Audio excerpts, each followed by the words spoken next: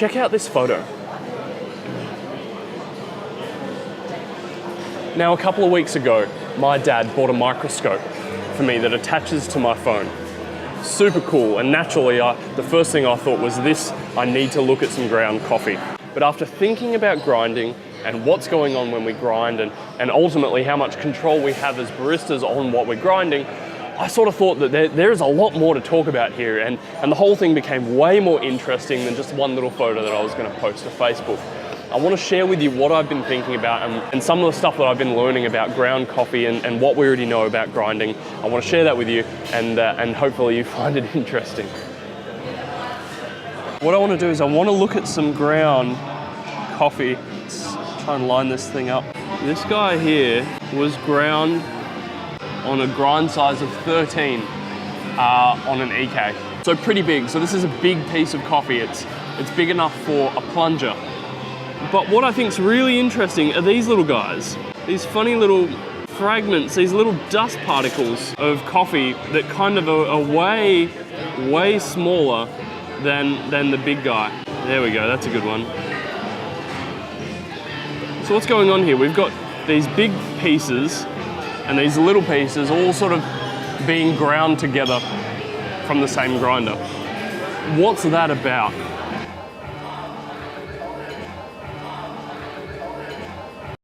When we're thinking about the different sizes of grind particles, we actually can think about it in terms of a graph. Ooh, yes, graphs. We have the grind amount and the grind sizes.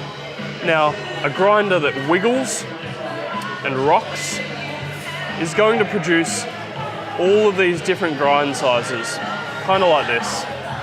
It's going to produce some small particles, and it's going to produce a few big particles, and it's going to produce a bunch of particles right in the middle as well. A really high quality grinder, kind of like the Malkonig EK, is going to produce only a very small particle distribution, like this. Really high quality grinders, and frustratingly more expensive grinders, will produce coffee that is in a very tight band, meaning that it's grinding all of the particles in as much of in a very, very small range of size, rather than this kind of like bell curve shape that we're seeing over here.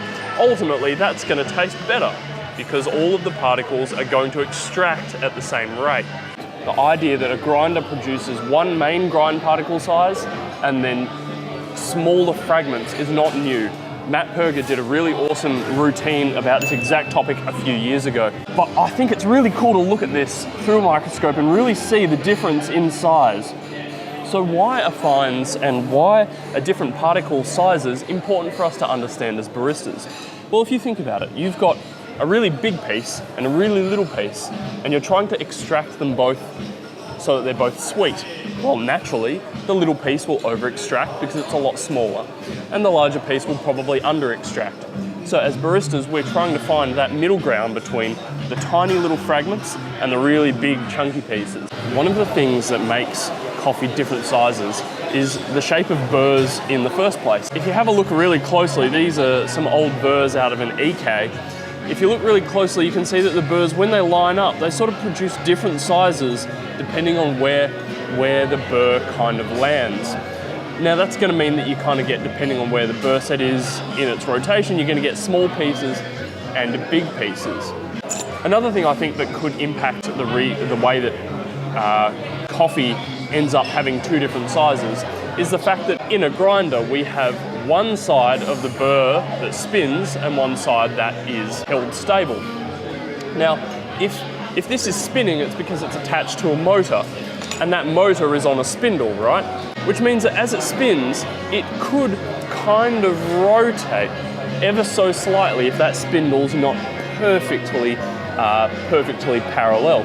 So if it sort of spins a little bit and sort of wobbles a little bit, then you're going to get this kind of like this sort of effect on your burrs. And it might be very, very slight, but this could be one of the things that contributes to the fact that we have two different grind sizes. The last thing to consider is that coffee is hard. And when we're grinding, we're not really thinking about, or at least I never really thought about grinding as cutting. I always thought about grinding more like kind of smushing or mashing, but that's not really what we want to do. We want to cut. We want to evenly slice the coffee bean into even sizes so that we get even particles. However, that's pretty unlikely to happen because coffee is brittle. Now, when we roast coffee, obviously we suck all of its moisture out of it, and it becomes this hard, woody structure. And what we're trying to do is when we grind it, essentially we're trying to cut something that's brittle, something that could smash.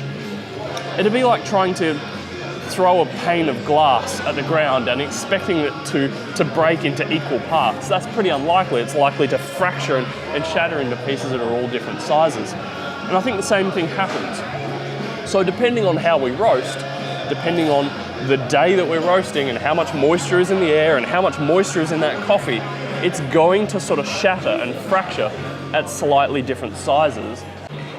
So at the end of the day, there is so much going on inside this little process of making your coffee from beans down to powder.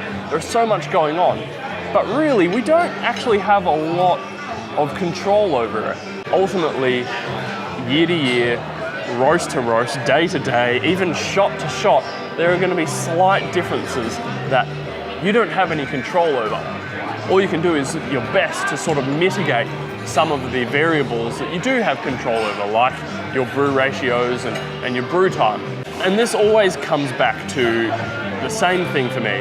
When we really look at what's going on when we're brewing a cup of coffee, when we really drill down and try to understand exactly what's going on, the more complex we realize what's going on. And the fact that this product, the fact that this little drink ends up tasting any good at all, I think is a bloody miracle. Oh man, I just think that stacks are fun. So hey, I hope you found this interesting, and yeah, get back to grinding.